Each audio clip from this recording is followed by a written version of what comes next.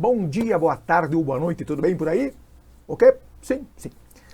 Hoje estamos aqui com a amada Matemática A. Hoje eu vim incomodá-los. Eu pedi uma folga para a professora Camila, porque, coitada, ela já gravou 295 aulas. Eu falei, professora Camila, quer descansar um pouquinho? Posso incomodar um pouco os alunos? Tudo bem. Então eu sou esse cara que está aqui, ó, o tal do Paulo Máximo, não é culpa minha, o nome é herança de vovô. Nós vamos trabalhar hoje, ainda com função quadrática, uma das coisas mais chatas que tem na Terra e, ao mesmo tempo, mais visíveis. Você sabe que a matemática, todas elas, mas a A especificamente, que trabalha com funções de primeiro e segundo graus e outras coisas birutas que estão por vir, tem algumas coisas estranhas que são pedidas em Enem, vestibulares e concursos públicos e as pessoas não conseguem ver isso na prática. Mas hoje nós iremos ver isso tudo aqui a cores para todo o Brasil. Muito bem. Então, vamos trabalhar com concavidade e vértice. Então, bem devagar, quem é quem. Primeira coisa, o senhor sabe o que é função quadrática, mas só para refrescar a sua memória, eu vou até desenhar aqui. Sabe que eu adoro desenhar. Quando era pequeno, eu adorava desenhar. Depois de velho, eu gostei mais de desenhar ainda. Então, vamos lá. Vamos desenhar aqui bem bonitinho. Função quadrática, o senhor sabe, né? É uma f de x, que é ax² mais bx mais c, certo? Todo mundo sabe disso. O grande problema é, a professora Camila disse isso, mas eu vou insistir. Este cara pode ser zero, assim como esse também. Ok, podemos ter uma função só com ax². Mas lembrem, por favor, pelo amor dos meus filhinhos, que eu não tenho ainda. Este cara não pode ser zero, então a nossa regra é, o a pode ser qualquer coisa menos o zero. Então o b pode ser zero e o c também, mas o a não, certo? Muito bem, então a gente já sabe disso. O problema é, esse tal de a, quem que ele define na nossa parabólica ou na nossa função quadrática? Ele define a concavidade, ou seja, a boca. Para onde que a boca vai? Então, primeira coisa, dá uma olhada aqui na pedra. Eu vou ficar no cantinho aqui incomodando durante muito tempo, mas uma coisa tem que ser vista. Dá uma olhada aqui no cantinho. No cantinho não, desculpa, no cantinho vai ficar me vendo, não fique me vendo. Você vai se assustar nesse horário. Veja que aqui a boca está para cima e aqui a boca está para baixo. Eu sempre uso a palavra boca, não use, claro, por favor, a boca é só para nós e chame, claro, de concavidade. Não vai chamar de boca, chama de concavidade. Mas você depois de lembrar. Então, às vezes os professores dizem, esta função aqui da esquerda está feliz, a da direita está triste. Ok, quer pensar assim? Pense assim. Mas a pergunta, como é que o A interfere diretamente na concavidade? Então vamos insistir. Eu vou falar isso 250 vezes. Todo mundo pode ser zero na função quadrática, menos o A. Porque se o A for zero, olha o que acontece aqui. Vamos desenhar aqui na pedra diretamente. Se o A for zero, esse termo aqui fica sendo zero e a função deixa de ser do segundo grau, deixa de ser quadrática, entendeu? Então o B pode ser zero e o C também, mas o A nunca nesse caso, certo? Muito bem. Então já vimos várias coisas, já revimos outras, mas uma coisa importantíssima, imprescindível é o A determina a concavidade, para onde que a parabólica está olhando. Então vamos dar uma olhada aqui na pedra, como é que o A, de uma certa forma, ou de todas as formas, impacta na concavidade. Então dá uma olhada aqui que bonitinho. Quando A é maior do que zero, ou seja, o A é positivo, nós temos uma parabólica com a boca para cima. Quando o A é negativo, nós temos uma parabólica com a boca para baixo. Então, um exemplo típico. X² menos 5x mais 6. Pode ver, ó, o A, que está aqui na frente do x², é positivo e vale 1, obviamente. Né? Espero que o senhor saiba disso, que vale 1. Então, para nós aqui, o A vale 1. Como 1 é maior do que 0, a boca está para cima. Certo? Muito bem.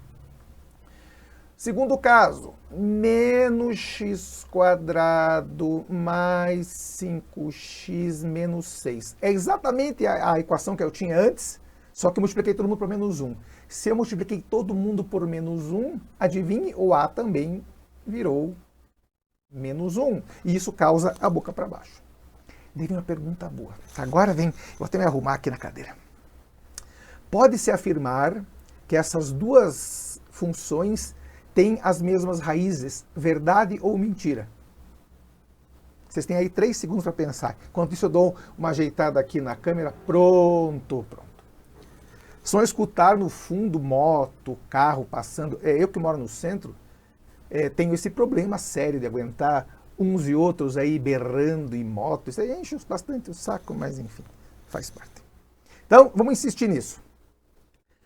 Eu tenho uma função chamada x² menos 5x mais 6 e uma outra função menos x² mais 5x menos 6. Pode ver, ó, se você for olhar, são exatamente os mesmos valores. Ó. Aqui é 1, aqui é menos 1. Aqui é menos 5, aqui é mais 5. Aqui é mais 6, aqui é menos 6. Ou seja, os mesmos valores em módulo. Né? Elas têm exatamente as mesmas raízes. Sim ou não? Sim, claro que sim. As raízes são, como os senhores sabem, 2 e 3.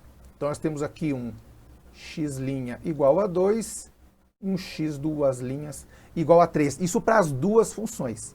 Tanto faz boca para cima ou boca para baixo. Então eu vou insistir, quem determina o comportamento da parabólica, da função de segundo grau, é o A. Então insistindo, se o A é positivo, boca para cima. Se o A é negativo, boca para baixo. Até aí tranquilo? Também. Vai piorar? Vai piorar, sempre piora. Quando a banca fala ou te dá uma função de segundo grau qualquer, lembrando que é de segundo grau, é quadrática porque está ao quadrado, são sempre duas raízes. Ah, mas tem casos que as raízes são iguais, então só tem uma. Não, cabeça de bagre. Se as raízes são iguais, elas são iguais. Não quer dizer que só tenha uma. Por exemplo, se as raízes são 2 e 3, como é aquele caso, são duas raízes, ok. Se as raízes são 2 e 2, continuam sendo duas raízes, mas são iguais. Não vai dizer essa bobagem que só tem uma raiz, não tem como ter só uma raiz, porque é uma equação de segundo grau. Segundo grau quer dizer que tem duas raízes, ok? Ok. Então, quando a banca te fala certas coisas com relação à função, às vezes a banca te dá a função, às vezes a banca te dá o gráfico. Então, se a banca te der o gráfico, vamos insistir aqui, se tiver com a boca para cima, obrigatoriamente tem que ser um A positivo. Se tiver com a boca para baixo, o A tem que ser negativo. Sim, sim. Só que existe uma coisa chamada vértice, que para nós, claro, que eu sempre chamo de outros nomes. Eu sempre estrago os nomes das coisas. Para vocês que estão estudando aí para concurso, para vestibular e Enem, é claro que a banca vai chamar do nome certo. Eu que chamo do nome errado. Errado não, só para você poder lembrar. Vértice, para mim, é o famoso bico. Pensa em passarinho, tem bico. Passarinho tem bico. Cuidem. Quando a parabólica vem lá do mais infinito, desce e depois sobe de novo, é porque ela está com a boca para cima. Se ela está com a boca para cima, existe um ponto aqui que é o menor valor possível. Pode ver. Esse ponto é chamado de mínimo. Eu vou insistir nisso. Vamos fazer o desenho juntos aqui para todo o Brasil. Este gráfico vem lá do mais infinito, vem, desce, desce, desce, chega aqui, não tem como descer mais. Então ele volta a subir. Entendeu a ideia? Então aquele ponto lá chama-se ponto de mínimo. De maneira análoga, mesma coisa. A parabólica vem lá do menos infinito, vai subindo, vai subindo, vai subindo, chega aqui, ela estaciona e começa a descer de novo. Ou seja, nós acabamos de... Isso! Que troço mais feio, hein, tio? Pronto, pronto. Criamos um ponto de máximo. Então, entendeu? Estão insistindo nessa ideia. Quando você tem uma parabólica com a boca para baixo, você tem ponto de máximo. Quando você tem com a boca para cima, você tem um ponto de mínimo. Ou seja, só lembrar, velho, se a parabólica faz assim, chega aqui, ela para e começa a subir, isso aqui é o mínimo, o menor valor possível. Cuide, porque às vezes tem pegadinha na banca com relação à imagem contra domínio. Cuidado com essas pegadinhas. Daqui a pouco eu vou contar isso com mais detalhes. E mesma coisa com relação ao ponto de máximo. Ela vem lá do menos infinito, sobe, sobe, sobe, chega aqui, ela para e começa a descer de novo. Então esse é o ponto de máximo.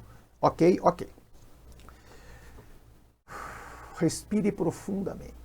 Porque agora vem uma das coisas mais bonitinhas que tem na Terra, que é justamente a formuleta que diz como é que se determina quem são os vértices. Primeiro vamos dar nomes aos vértices.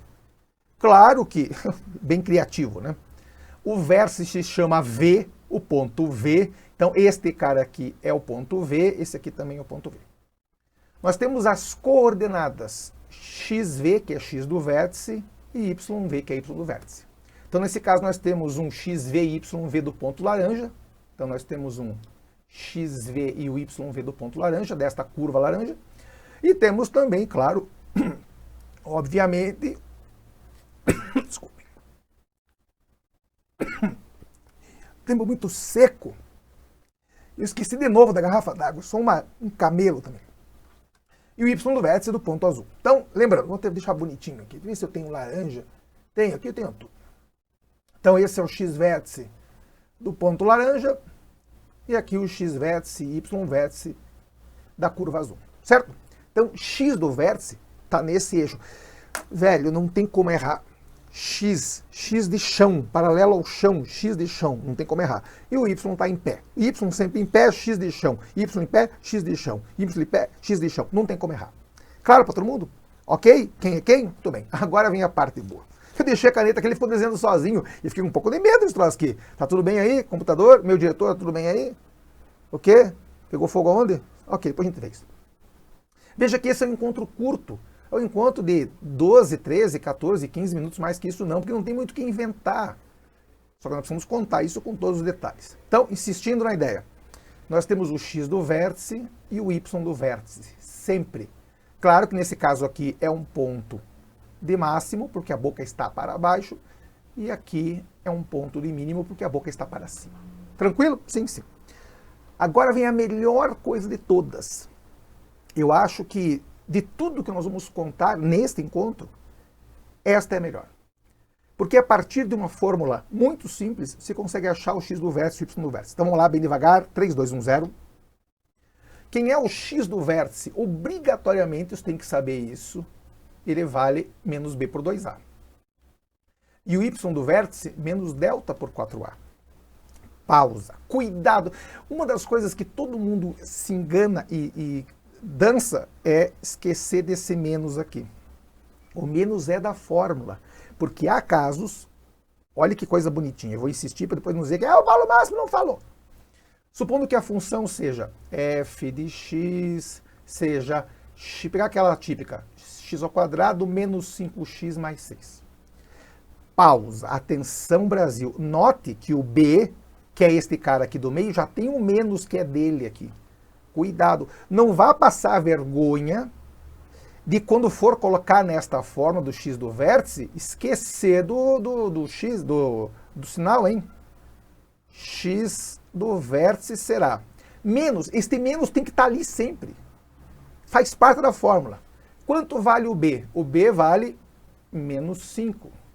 2a, o 2 é 2 mesmo, e o a vale 1, claro. Menos vezes menos dá mais. Fica 5 sobre 2. Daqui a pouco eu vou contar um segredo. Segure aí. Não conte para ninguém. Primeiro, quem é 5 sobre 2? Até ontem dava 2,5. Segura aí. Não conte para ninguém. Eu vou contar uma coisa daqui a pouco. Então, entendeu? O que eu preciso, eu contei e fiz toda essa graça só para chamar-lhes a atenção de uma coisa. Se o B tem o sinal de menos, esse sinal de menos vem para cá também. Porque esse sinal que está aqui é sinal da fórmula ao cabeça de mamão. Não esqueça desse troço. Sim, sim. Isso com relação ao x. E com relação ao y, olha que bonitinho. O y do vértice é menos delta por 4a. O senhor sabe que delta é o quê? B2, como dizem uns, menos 4ac. B2 menos 4ac. B2 menos 4ac. Certo? B ao quadrado menos 4 vezes A vezes C. Só que tem uma coisa, lembra que eu lhes contei que lá na fórmula quadrática, vou desenhar de novo a fórmula, diz assim, f de x é ax quadrado mais bx mais c. Lembra que eu contei que o b e o c podem ser zero? Sim. O que acontece se o b e o c forem zero? Vai acontecer um troço. Mas o que acontece se o c especificamente for zero? Olha que bonitinho. Faz de conta que o c é zero. Não tem o c aqui. Olha que estranho o que acontece com a forma do delta. Isso aqui já vale para vocês lá para fazer o cálculo das raízes, para achar o delta. Se o c vale zero, todo esse troço aqui some. Porque 4 vezes A vezes C, que vale zero, some tudo aquilo. Então, para esses casos, o y do vértice fica sendo menos b quadrado por 4a. Entendeu? Cuidem, essa fórmula só vale quando o c é zero. Quando não tem o c. Por exemplo, quando a função dada for f de x igual a x quadrado menos 4x, por exemplo. Não tem a porcaria do c vale zero, entendeu? Não tem o c ali. Entendeu? Então lembre, x do vértice menos b por 2a, y do vértice menos delta por 4a. Mas se não tiver a partícula do termo independente, ou seja, o c, fica só menos b quadrado sobre 4a. Certo? Muito bem. Relação, meio-dia para as 4. Respire profundamente, porque agora eu vou responder uma pergunta que me fazem não queira saber. Eu dou aula há 40 anos, então não queira saber quantos anos eu tenho. Um dia disseram 42, isso, comecei com 2 anos a dar aula. A pergunta que fazem é quando é que eu uso o x e quando é que eu uso o y do vértice? Muita gente se perde nessa pergunta. Então, primeiro, eu representei aqui um lançamento de um projétil, ou de uma bola, ou de um foguete, tanto faz. Obrigatoriamente, primeiro, você tem que saber o seguinte, se é um lançamento de um projétil, obrigatoriamente ele sai do chão é o... não, isso é outra coisa. Ele sai do chão, vai até uma altura máxima, daí ele para por um microsegundo e começa a cair de novo. Então, se ele faz esta trajetória, de novo, esta trajetória, só mais uma vez, essa trajetória, está com a boca para baixo. Obrigatoriamente está com a boca para baixo. Então, nós vamos ter aqui em cima o ponto de máximo. Então, esse tipo de informação que às vezes a banca cobra e você não lembra. Então, o lançamento de projétil, de foguete, de bola, ele parte do zero, do chão, vai até uma altura máxima e cai. Então, aqui vai ter um ponto de altura máxima, ou seja, um ponto de máximo, que vai ser o nosso... E agora, x do vértice ou y do vértice? Então, bem devagar. Então, isso que eu vim aqui para responder. Então, bem devagar, vou desenhar algumas coisinhas aqui. Primeiro, você sabe que no eixo y tem o nome da função. Quem é que está variando em função de x? Lembre que aqui não precisa ser x necessariamente. Aqui pode ser, por exemplo, t de tempo.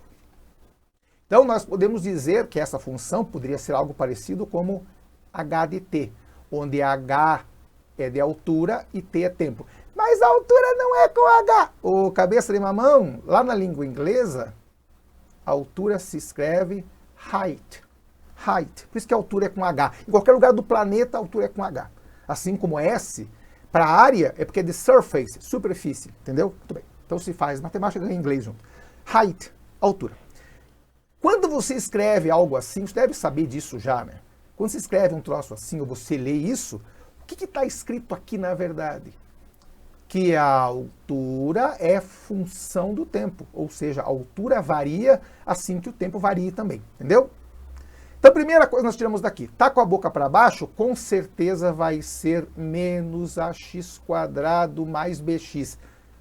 Olha a nossa sorte. Começa no zero, então não tem o c aqui, ó. Você pode jurar que o c é zero. Pera aí, de onde se tirou isso? Ué, a professora Camila contou. Quando uma parabólica corta o eixo y, ela o faz no ponto igual a c. Vamos voltar um slide aqui. Mais um.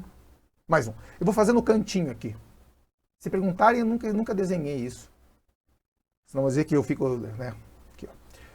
Eu vou desenhar uma parabólica mais ou menos que nem a minha cara, mas vou desenhar. Fazer uma parabólica assim, bonitinha. Pô, desenhei bem no zero, mas no zero, eu não queria no zero hoje. Tá aqui. Olha o que acontece. Este ponto aqui, ó, é o C. Que C? Lá do ax quadrado mais bx mais C. Sempre corta no ponto igual a C. Claro para todo mundo? Sim, sim. Então a curva corta o nosso eixo y no ponto igual a C. No caso aqui que lhes foi dado, cortou no zero. Se cortou no zero, é porque o C vale zero. Sim? Muito bem. Agora eu vou responder a pergunta. Quando é que eu uso o x, quando é que eu uso o y? Agora a minha resposta é pior ainda. Depende. Como é que depende? Depende do que foi pedido, cabeça de bagre. Se a banca diz assim, considere o lançamento do projétil, blá, blá, blá, blá, blá, blá. Se a banca pedir a altura máxima, se pedir a altura máxima, você vai usar o y do vértice. Está aqui, ó. Quero saber qual foi a altura que ele atingiu.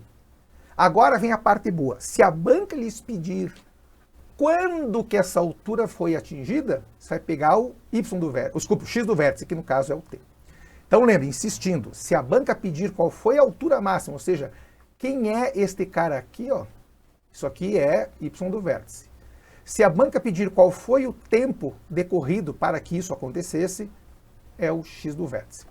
Isso é muito aplicado quando o Enem e as federais, todas as universidades que fazem um vestibular decente, perguntam para o estudante assim, filhinho, considere que o produto tem um preço dado pela fórmula tal e que o número de vendas desse produto é pela fórmula tal. Daí se faz uma mágica lá e acha uma função exatamente assim, com a boca para baixo. A banca pergunta, qual o valor pelo qual eu tenho que vender para ter o lucro máximo? Veja que a banca não perguntou o lucro, porque daí seria Y do vértice. Ela pergunta qual o valor pelo qual eu tenho que vender?